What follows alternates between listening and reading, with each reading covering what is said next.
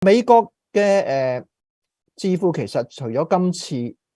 講呢個中國氣球係間諜之外咧，其實之前已經講過啦，之前已經炒作咧，就話呢個對中國製造嘅雪櫃咧裏邊咧就裝咗一啲間諜晶片，咁啊，然後咧就猛咁講話咧，哎呀，中國呢個對呢個美國國家嘅安全啊造成好大嘅威脅啊，咁樣咪搞到全世界特別係美西國家咧神經好緊張。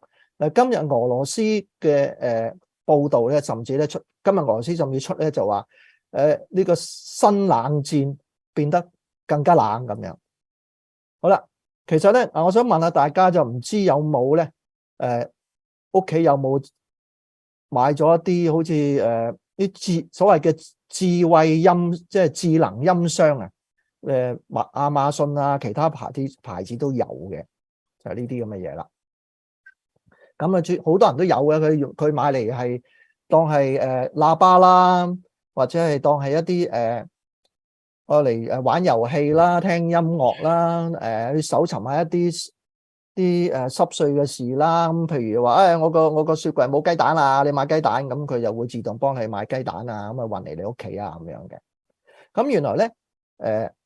其實咧好多人咧好擔心咧，有冇人喺度偷聽嘅咧？事實上的確有人偷聽嘅喎。原來咧有一個報道咧，喺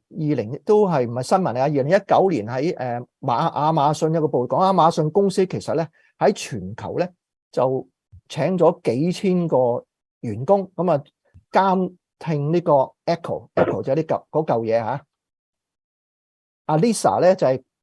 裏邊嗰個語音嘅程式。咁咧監聽用呢個 Echo 去監聽佢嗰個用戶喺屋企啊或者辦公室收聽到嘅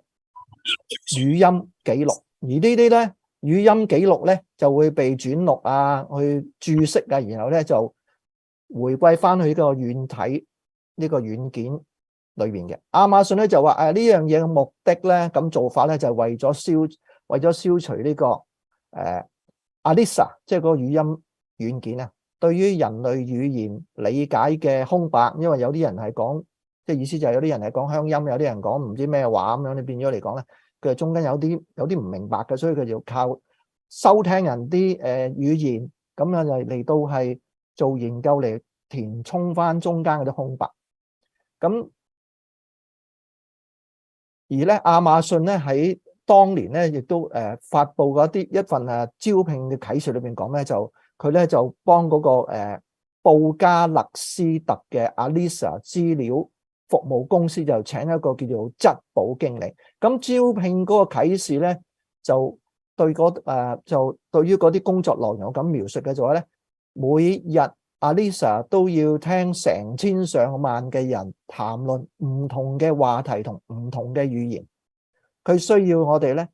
嘅說明嚟到理解呢一切。咁呢個係你從未見過嘅大資料處理。我哋每日咧都喺度創造、標注、策劃同分析大量嘅語音材料。嗱，據啲知情人士就透露啦，呢個團隊咧係由一班咧承包商同埋亞馬遜嘅全職員工組成嘅。佢哋咧喺呢個波士頓啦、哥斯達黎加啦、印度羅馬尼亞呢啲地方工作嘅，都有公司嘅。咁亞馬遜布加勒斯特辦公室嘅員工就話嗱，佢哋每日咧工作9個鐘頭，每人每一次咧當值嘅時候咧，都要分析多達1000個音訊片段，即係話平均2分鐘要分析一個。而間中咧，呢啲工作員工又會聽到 Echo 嗰啲嘅用戶主人咧，就可能咧佢啲比較私隱嘅內容，譬如咧有女人喺沖涼嘅時候唱歌啊，或者聽到啲小朋友喺度大聲呼叫咁樣。咁另一啲人咧亦都記低咗啲偵測器所聽到嘅一切，包括咗咧背景嘅談話。就算係喺小朋友講說話嘅時候咧，有時咧嗰個嗰個 Echo 啊，都會聽到啲用戶討論好似啲名啊、銀行資料呢啲私人細節嘅。咁呢種情況之下咧，佢哋咧就話咧，佢哋就會有個 tick 俾佢揀嘅，就係咧就 tick 嗰個叫做關鍵資料，咁然之後咧就會進入下一個音檔。至於呢個 tick 咗關鍵資料，啲資料用唔用咧就唔知啦。咁有時咧佢哋會聽到呢啲令人好不安嘅錄音嘅，或者可能咧係同呢個罪案有關嘅錄音，甚至殺人啊、強姦呢啲嘢。咁但係咧嗰兩名羅馬尼亞嘅員工咧就話啦，呢咁嘅情況發生咧，佢哋會揾個上司去問下佢哋點做。咁通常咧就話俾佢聽，就會話嗰啲上司會話俾嗰啲員工聽，呢個係唔屬於亞馬遜嘅工作，因為呢啲係考慮到對待客戶嘅個人資訊嘅安全同私隱。不過我覺得其實有原因就係話，你無端端又通知警方跑去呢個事發現場，咁你點解釋你知道呢啲資訊嘅來源咧？咁即係話俾人聽你偷聽緊咯。亞馬遜喺其他嘅行銷同埋呢個隱私政策材料裏邊，亦都冇明確咁表示一啲人喺度監聽呢個對話同埋錄音嘅。不過咧，只係喺呢個 Q&A 裏邊咧就話嗱，我哋會利用你對 Alyssa 嘅要求嚟到訓練我哋嘅語音辨識同埋自然語言理解系統。嗱，根據彭博社check 嗰啲資料就話咧，又發送俾 Alyssa 審計員嘅錄音，有同呢個帳號啦、用戶名啦同埋呢個設備序號相關嘅資料嘅。密茲根大學教授 Florian Strike 咧就話呢一項工作咧仍然需要包含人工處理嘅部分。咁至於係唔係屬於私隱嘅問題咧，就取決於亞馬遜同埋嗰啲其他公司對於佢哋人工標注嘅資訊類型嘅謹慎程度啦，以及咧佢哋點樣向其他人咧呈現呢啲資訊。但 Echo 咧，亞馬遜嘅 Echo 咧就喺2014年就問世啦，之後咧就出現咗 Google 嘅 Google Home 啦，跟住蘋果嘅 HomePod 啦。咁另外咧，中國亦都有好多公司有類似嘅設備。嗱，根據研究機構 Canalys 嘅資料顯示咧，喺2018年咧，全球嘅消費者就購買咗7800萬個呢類咁樣嘅智慧揚聲器。咁即係而家肯定係唔止㗎，仲有幾百萬人咧使用呢個語音軟件同埋呢個智能手機上面嘅數位語音助手進行互動嘅。例如咧，問下 Alyssa 附近有咩嘢希臘嘅餐館啊，咁啊叫佢哋去呢個超市買嘢送過嚟啊，咁樣或者訂機票啊、訂酒店都得嘅。嗱，根據亞馬遜網站上面所嘅講法咧，除非 Echo 檢測到喚醒詞或者撳嗰個按鈕掣，否則咧就唔會儲存啲音訊嘅。咁但係有時咧要留意啦，Alyssa咧似乎咧會咧喺冇任何提示嘅情況之下咧就開始錄音。其實都可以理解，因為咧佢主要係用呢個聲控嘅，咁你有聲音佢自己會啟動，咁 Alyssa咧就會開始錄音，而咧審核人員咧就會進行轉錄啦。嗱，雖然咧用戶可能咧就唔知道淨係俾人偷聽，但係其實咧佢哋唔係唔擔心㗎喎。咁有評論嘅人咧就話咧，喺世界各地嘅家庭裏邊咧，最常聽到嘅一句説話咧就係咧，有啲嗰個用戶咧就問嗰個對住個 Echo 講啦，問啊 Alyssa，你係咪幫呢個國家安全局工作㗎？係咪有人聽緊我哋講嘢㗎？好啦，跟住咧就我哋講最後一個題目啦。點解呢個美國咧總係要針對中國？其實咧就有啲可以解釋嘅。嗱，呢個咧固然咧就係有美國唔想中國發展，影響佢嘅國際一哥地位啦。當中亦都有啲白人至上嘅歧視成分啦。嗱，咁啊有一個叫做創新思維之父嘅牛津大學心理學家同埋醫學博士，佢嘅名咧叫做愛德華德博洛 Edward de Bono。嗱，佢好出名嘅，因為佢其實咧寫過啲書，可能大家都睇過，叫做綠頂帽嘅思維啊呢啲。嗱，佢一個睇法嘅認為咧，呢個其實咧就係出於西方國家呢本書啊，西方國家特別啲領導，西方國家嘅領導人嘅思維習慣嘅問題影響到嘅造成嘅。德博洛咧就指出咗佢話，智力同埋思維咧，其實咧就冇必然關係。思維即係你點樣諗嘢嚇，即係話咧，你智力好高嘅人咧，唔一定識得點去諗嘢嘅，唔識得點去思考嘅。而好多人咧，包括教育界，亦都唔太重視呢個思維技巧。一方面咧就認為咧呢個思維係教嚟點諗又冇得教嘅，另一方面咧就認為咧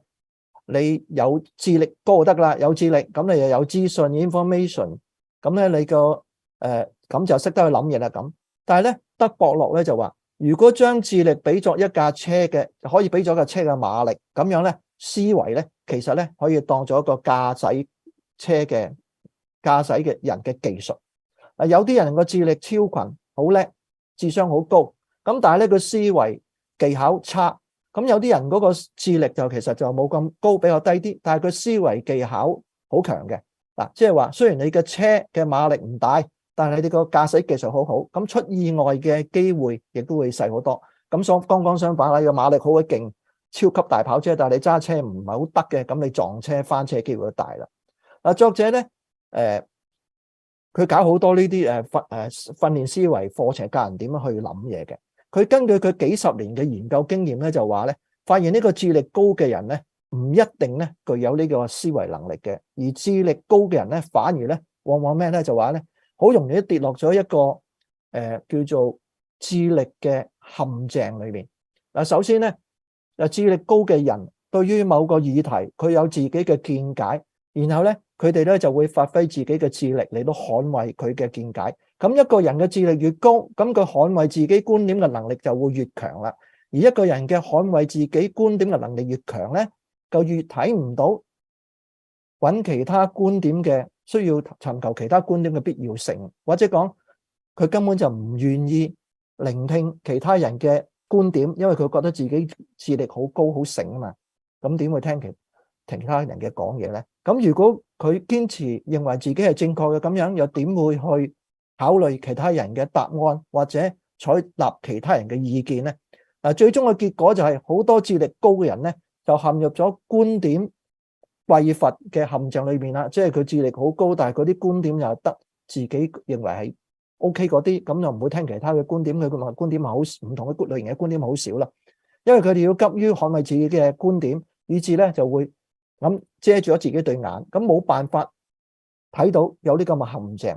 用翻頭先講嘅汽車嘅比喻啦，車嘅馬力好大，咁做得到一個政府嘅管治機器嘅決策層，當然嚟講想當然啊，佢哋嘅智力當然係超群噶啦，智商梗係好高。咁但係佢哋往往咧就因為容易跌入呢個智力陷阱，咁啊好多決策有問題啦。即係話你駕駛技術唔得，咁炒車機會嘛自然會更加大啦。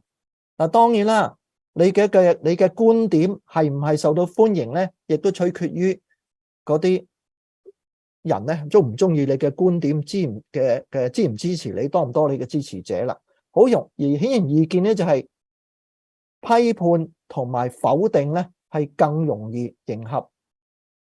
啲人咧運用智慧嘅口味嘅。而呢個嘢好簡單嘅啫，批評啊當然係容易過對於人啊事啊物啊去批評，係往往係容易過你喺嗰度揾一啲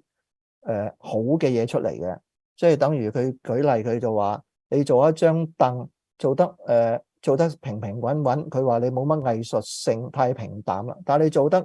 藝術性強一啲，雕花雕鳳，佢覺得喂，做張凳啫，使唔使做得咁複雜或者嘥時間啊咁樣？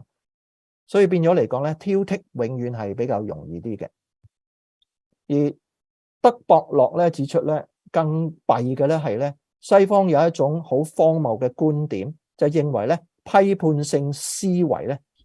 已經可以解決所有嘅問題。事實上咧，西方文明嘅哲學基礎同實踐一直咧喺度發展同埋鼓勵啲人咧糾纏於呢兩種對立觀點，就話咧一定要一決雌雄嘅衝突體系，而呢一種思維浪費時間，而且咧亦都冇效率，容易陷入好更加大嘅麻煩。而呢一種咁嘅衝突體系咧，就包含咗各種嘅爭論啦、辯論啦，同一般嘅辯證對立關係。而且咧呢種方法已經滲透到政治西方嚇，特別係政治、法庭仲裁、經營決策同埋日常嘅生活裏邊，已經成為一種嘅思維習慣。咁樣好啦，咁西方人呢種奇怪嘅思維習慣係點嚟嘅？點解會出現嘅咧？德博羅咧就指出啦，佢就話喺中世紀嘅西方世界咧，思維同埋學習都係由教會控制。咁整個西方文明咧都係咁樣嘅，而教會控制中學同大學，咁亦都喺其中嘅輸出呢啲思想家。咁順理成章，咁教會嘅思想家佢擔起嘅主要嘅職能咧，自然咧就係要保護現存嘅當時現存嘅神學啦。而當時嘅神學或者教會理念咧，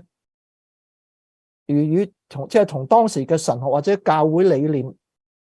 嘅學說有唔同，或者矛盾，甚至有衝突嘅咧，就係咩咧？就屬於異端邪說啦。咁而當時嘅思想家要嘅最大嘅責任咧，就要保護神學。咁意味住咧，佢就要攻擊同埋鏟除呢啲所謂嘅異端或者係異端邪說啦。佢哋只要證明得到異端思想係謬論，咁樣就能夠保護呢個神學唔會被顛覆啦。因此咧，就發展出一種咧目的咧，就係